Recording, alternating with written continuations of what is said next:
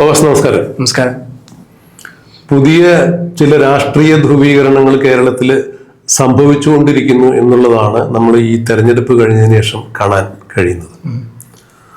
നിലവിൽ പുറത്തു വന്നിരിക്കുന്ന എല്ലാ എക്സിറ്റ് പോൾ സർവേകളും പറയുന്നത് UDF വ്യക്തമായ ഭൂരിപക്ഷം ഉണ്ടാകും എന്നാണ്. ഒരു 4ഓളം സർവേകൾ അത് തന്നെ സൂചിപ്പിക്കുന്നു. മറ്റൊരു സർവേ പറയുന്നതാവട്ടെ UDF LDF ഏതാണ്ട് 2-3 സീറ്റുകളുടെ മാറ്റം മാത്രമേ ഉണ്ടാവുള്ളൂ, ബലാബലം തന്നെ ആയിരിക്കും. അങ്ങനെയെങ്കിൽ തൂക്ക് മന്ത്രിസഭയ്ക്കുള്ള സാധ്യതയും അവർ തള്ളിക്കളയുന്നില്ല. ഒപ്പം BJPക്ക് 3 മുതൽ 5 വരെ സീറ്റ് കിട്ടാൻ സാധ്യതയുണ്ടെന്നും 5 മുതൽ 7 വരെ സീറ്റ് കിട്ടാൻ സാധ്യതയുണ്ടെന്നും എല്ലാം പറയുന്നുണ്ട്. അതെന്ത് തന്നെയായാലും അങ്ങനെ നോക്കുമ്പോഴും ഇടതുപക്ഷത്തിനും വലതുപക്ഷത്തിനും തുല്യ പ്രാധാന്യത്തോടു കൂടിയായിരിക്കും സീറ്റുകൾ ഉണ്ടാവുക എന്ന് പറയുമ്പോൾ അതും വലിയ വിഷയത്തിലേക്ക് പോകുന്നു. ഞാൻ പറഞ്ഞു വരുന്നത് ഇതൊന്നുമല്ല. ഈ കഴിഞ്ഞ തെരഞ്ഞെടുപ്പ് കാലത്ത് കേരളം ഞെട്ടലോടുകൂടി കേട്ട ഏറ്റവും വലിയ വാർത്തകളിൽ ഒന്നായിരുന്നു അമ്പലപ്പുഴയിൽ ജനകീയ സ്വതന്ത്ര സ്ഥാനാർത്ഥിയായിട്ട് മത്സരിച്ച CPM സമുന്നത നേതാവായ G. സുധാകരന്റെ പാർട്ടിയിൽ നിന്നുള്ള പടിയിറക്കം. CPM എന്ന പാർട്ടിയിൽ 63 വർഷത്തെ മഹിത പാരമ്പര്യമാണ് G. സുധാകരന് അവകാശപ്പെടാനുള്ളത്. പാർട്ടിയുടെ 4 തവണ MLA ആയിരുന്നു, 2 തവണ മന്ത്രിയായിരുന്നു. മാത്രമല്ല CPM എന്ന പാർട്ടിയെ സംബന്ധിച്ചിടത്തോളം ആലപ്പുഴയും പുന്നപ്പുറയും കണ്ണൂരും എല്ലാം വലിയ പ്രാധാന്യമുള്ള സ്ഥലങ്ങൾ തന്നെയാണ്. പാർട്ടിയുടെ ചെങ്കോട്ട എന്ന് തന്നെ വിശേഷിപ്പിക്കാം.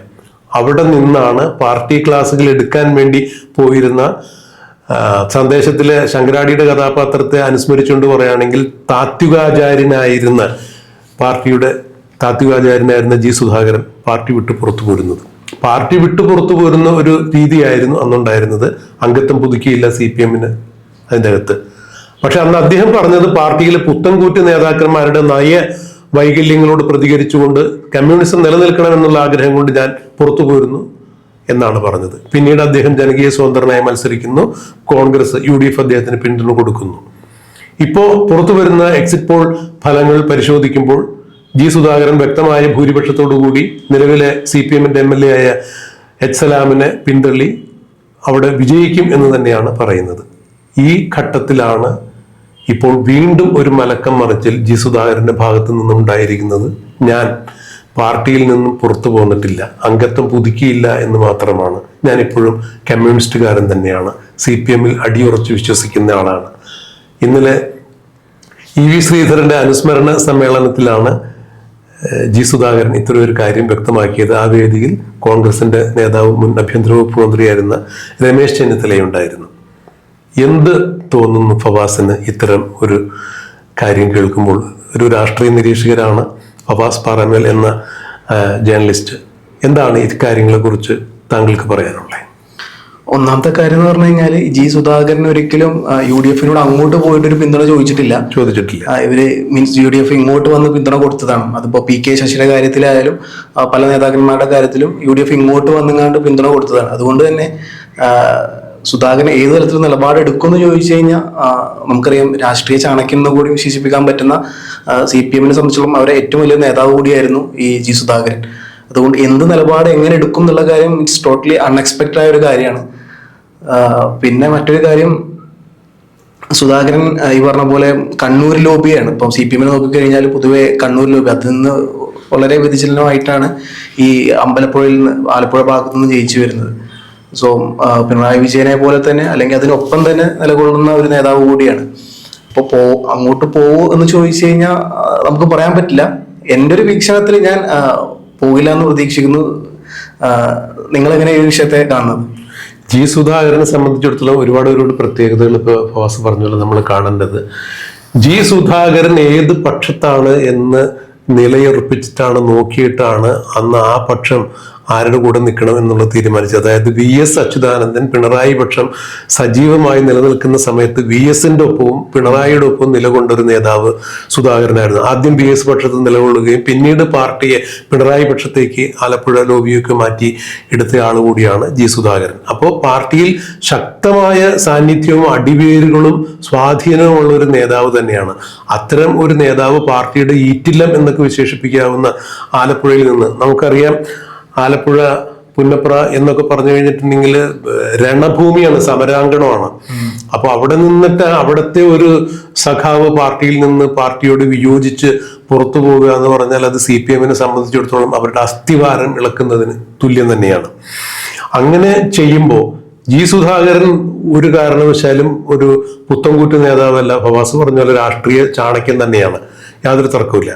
ഇവിടെയാണ് ആ ചാണക്യ തന്ത്രജ്ഞത ഒരുപക്ഷെ അതായിരിക്കാം സുധാകരന്റെ ഈ മലക്കം മറിച്ചിലിന് പിന്നിലുള്ള, അല്ലെങ്കിൽ തുറന്നു പറച്ചിലിന് പിന്നിലുള്ള ഒരു സ്ട്രാറ്റജി.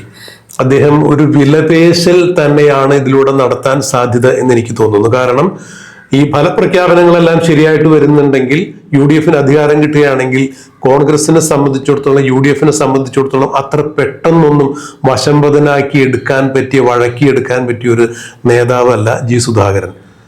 പരുക്കനായ, വളരെ പരുക്കനായ യഥാർത്ഥ കമ്മ്യൂണിസ്റ്റുകാരന്റെ പരിപരിപ്പ് മുഴുവൻ തന്റെ സംസാരത്തിലും പ്രവൃത്തിയിൽ തെളിമയും നേരുമുള്ള നേതാവ് തന്നെയാണ്.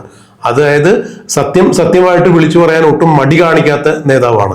അതുകൊണ്ട് തന്നെ കോൺഗ്രസ്സുകാരെ സംബന്ധിച്ചിടത്തോളം ഒരു സോപ്പിടിയിലൊന്നും സുധാകരൻ്റെ അടുത്ത് നടക്കില്ല. സുധാകരൻ ഇത്തരത്തിൽ തന്റെ നിലപാട് വ്യക്തമായി പറയുന്നിടത്തോളം കാലം കോൺഗ്രസിന് അത് വലിയൊരു കീറാമുട്ടി തന്നെയായിരിക്കും. മറിച്ച് താൻ പാർട്ടിയിൽ നിന്നും ഇതുവരെയും താൻ പുറത്തു പോന്നിട്ടില്ല, രാജിവെച്ചിട്ടില്ല എന്നൊക്കെ പറയുമ്പോഴും അവിടെ സുധാകരന് മറ്റൊരു വെല്ലുവിളി കൂടിയുണ്ട്. അതായത് പാർട്ടിയുടെ സ്ഥാനാർത്ഥിക്ക് എതിരെ, പാർട്ടിയുടെ നിലവിലെ സ്ഥാനാർത്ഥിയാണ് എച്ച് സലാം MLA. അവിടെ ആ MLA-ക്ക് എതിരെയാണ് സുധാകരൻ മത്സരിച്ചത്. ആ MLA-ക്കെതിരെ പാർട്ടി, അതിശക്തമായ പാർട്ടി ദുർഗ എന്ന് പറയുന്ന സ്ഥലമാണ് അമ്പലപ്പുഴ, ആലപ്പുഴ. അവിടെ ജി സുധാകരൻ പാർട്ടിക്കെതിരെ തന്നെയാണ് മത്സരിച്ചത്. അല്ലെങ്കിൽ പാർട്ടിയുടെ ആജന്മശത്രു എന്ന് വിശേഷിപ്പിക്കപ്പെടുന്ന UDF-നൊപ്പം നിന്നുകൊണ്ടാണ് മത്സരിച്ചത്. സുധാകരൻ ഇപ്പൊ പറയുന്നുണ്ട്, ഞാൻ ആരുടെയും പിന്തുണ അഭ്യർത്ഥിച്ചിട്ടില്ല, അവരെനിക്ക് സ്വമേധയാ പിന്തുണ തന്നതാണ്, ഞാൻ പിന്തുണ സ്വീകരിച്ചു, അതിന് നന്ദിയുണ്ടെന്നൊക്കെ പറയുന്നുണ്ടെങ്കിലും പാർട്ടിയെ സംബന്ധിച്ചിടത്തോളം അത് വലിയ ഡാമേജ് ഉണ്ടാക്കിയ ഒരു സംഭവം തന്നെയാണ്. അപ്പോ അത്ര പെട്ടെന്നൊന്നും ജി സുധാകരന് CPM-ലേക്ക് കയറി ചെല്ലാനും സാധിക്കില്ല. മാത്രമല്ല ജി സുധാകരനെ ഒരവസരത്തിൽ ചെറ്റത്തരമാണ് കാണിച്ചതെന്ന് മുഖ്യമന്ത്രി ബഹുമാന്യനായ പിണറായി വിജയൻ ഒരു പൊതുവേദിയിൽ പേരെടുത്ത് പറഞ്ഞ് അവഹേളിക്കുകയുണ്ടായി. സെക്രട്ടറിയും അതുപോലെ പറഞ്ഞു. അതെ. അപ്പൊ അത് ഇലക്ഷൻ കാലമാകുമ്പോ മുഖ്യമന്ത്രി പിണറായി വിജയൻ ഭാഷയ്ക്ക് ചില പദങ്ങളൊക്കെ സംഭാവന ചെയ്യാറുണ്ട്. കുലംകുത്തി, പരമനാറി, ചെറ്റ എന്നൊക്കെ പറഞ്ഞ് ഒരുപാട് പദങ്ങളൊക്കെ അദ്ദേഹം നൽകാറുണ്ട്. അപ്പൊ അതിലൊന്നും മാത്രമായി ഇതിനെ വിശേഷിപ്പിച്ചാൽ പോലും ആ ചെറ്റത്തരം പെട്ടെന്നൊന്നും സുധാകരൻ മറക്കാൻ സാധ്യതയില്ല. സുധാകരനെ ചെറ്റ എന്ന് വിളിച്ചത് പിണറായി വിജയനും മറക്കാൻ സാധിക്കില്ല. ഇനിയിപ്പോ 2026 കഴിയുമ്പോൾ പിണറായി വിജയൻ പാർട്ടിയിൽ ഇന്നുള്ള തരത്തിലുള്ള ഒരു അപ്രമാദിത്വം പിണറായി വിജയൻ ഉണ്ടാകും എന്ന് വിശ്വസിക്കാനും നമുക്ക് സാധ്യതയില്ല. അപ്പൊ അതുകൊണ്ട് തന്നെ ഇനിയിപ്പോ സുധാകരനെ പോലുള്ള ഒരാള്, യഥാർത്ഥ കമ്മ്യൂണിസ്റ്റുകാരനായ ഒരാൾ പാർട്ടിയിലേക്ക് മടങ്ങി വരാൻ തയ്യാറെടുക്കുന്നു എന്നുള്ളൊരു സൂചന വരുമ്പോൾ അത് കമ്മ്യൂണിസം നിലനിൽക്കണം എന്ന് ആഗ്രഹിക്കുന്ന കുറച്ച് ആളുകളെങ്കിലും CPM-ലുണ്ട്. അങ്ങനെയുള്ളവരെ സംബന്ധിച്ചിടത്തോളം സുധാകരന്റെ ഈ പ്രസ്താവന വലിയ ആശ്വാസകരമായിരിക്കും. അതിന് പാർട്ടിയിലേക്ക്, അതായത് തറവാട്ടിലേക്ക് മടങ്ങിച്ചെല്ലാനുള്ള സുധാകരന്റെ തന്ത്രമാകാം. മറിച്ച് UDF-ന് മിനിസ്റ്ററി കിട്ടുകയാണെങ്കിൽ അവിടെ തന്റെ ശക്തമായ ഇരിപ്പിടം ഉറപ്പിക്കുന്നതിന് വേണ്ടിയുള്ള ഒരു വിലപേശലും ആവാം എന്നുള്ളതാണ് എന്റെ പരിമിതമായ രാഷ്ട്രീയ അവബോധം വെച്ച് എനിക്കിതിൽ പറയാൻ പറ്റുക. ഇനിയിപ്പം UDF ഒരു മന്ത്രിസ്ഥാനം കൊടുക്കുകയാണെങ്കിൽ തന്നെ സുധാകരന് ഏത് മന്ത്രിസ്ഥാനം തിരിച്ചു ചോദിക്കുന്നുള്ളത്. ഇപ്പൊ UDF ഔദാര്യമായിട്ടൊരു സാധനം കൊടുത്തു കഴിഞ്ഞാലും ഈ ഒരു ആളുടെ സ്വഭാവം വെച്ചും കാണാൻ സ്വീകരിക്കാൻ ചാൻസ് ഇല്ല. ഒരു പ്രത്യേക പദവി അങ്ങോട്ട് ചോദിക്കും, അത് തരിക എന്നുള്ള രീതിയിലായിരിക്കും. അപ്പൊ ആ ഒരു വിഷയത്തെ എങ്ങനെയാണ് കാണുന്നത്?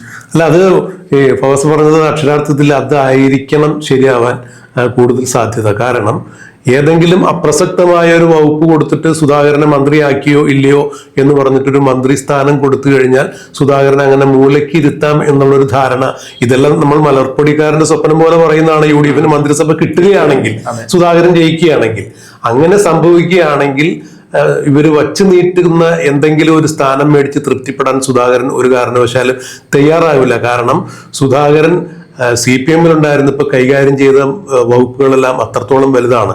കുറച്ചു നാൾ അദ്ദേഹം ദേവസ്വം വകുപ്പ് കൈകാര്യം ചെയ്തിട്ടുണ്ടായിരുന്നു. യാതൊരു തരത്തിലുള്ള അഴിമതി ഇന്നിപ്പോ ഈ UDF-കാർക്ക് പോലും അന്ന് സുധാകരനെതിരെ ചൂണ്ടിക്കാണിക്കാൻ സാധിച്ചില്ല. പിന്നീട് കൈയിട്ട് വാരാൻ പറ്റിയ വകുപ്പ് തന്നെയാണ് പൊതുമരാമത്ത് വകുപ്പ്. അതിലും വളരെ സ്തുത്യർഹമായ, ഇന്നിപ്പോ ഈ ആലപ്പുഴയിൽ പുതിയതായിട്ട് ഉണ്ടാക്കിയിട്ടുള്ള ആ പാലം വരെ, ആ പാലത്തിന്റെ വരെ നെടുമ്പുള്ളി, എന്താ പുതിയ ഒരു പാലം, എന്റെ പേര് ഞാൻ മറന്നുപോയി, ആ പാലം വരെ ഏതാണ്ട് ഒരു 1.5 കിലോമീറ്റർ നീളമുള്ള ഒരു പാലം എന്നുള്ളതാണ് മനസ്സിലാക്കിയിരിക്കുന്നത്.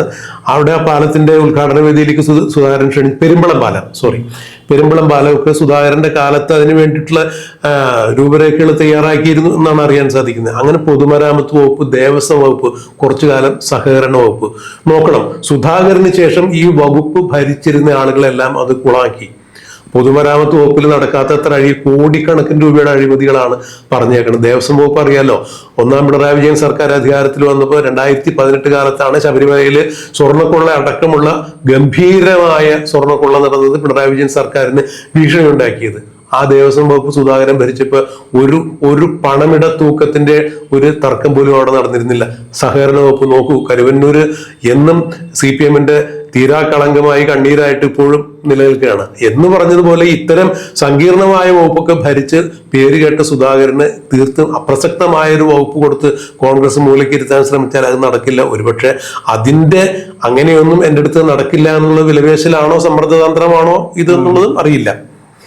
എന്തായാലും സുധാകരൻ ഇപ്പോൾ ഉയർത്തിയിരിക്കുന്ന ഈ ഒരു ഭീഷണി എന്ന് വേണമെങ്കിൽ പറയാം, ഈ ഒരു തുറന്നു പറച്ചില് UDF-നും LDF-നും വലിയ പ്രതിസന്ധികൾ ഉണ്ടാക്കുന്നത് തന്നെയാണ്. എന്തായാലും സുധാകരൻ തന്റെ നിലപാട് വ്യക്തമാക്കി എന്ന രീതിയിൽ, യഥാർത്ഥ കമ്മ്യൂണിസ്റ്റുകാരൻ എന്ന രീതിയിൽ കൃത്യമായ സ്ഥാനം കമ്മ്യൂണിസ്റ്റുകാർക്കിടയിൽ ഉറപ്പിക്കുന്ന ഒരു തീരുമാനം കൂടിയാണ് പുറത്തുവിട്ടിരിക്കുന്നത്.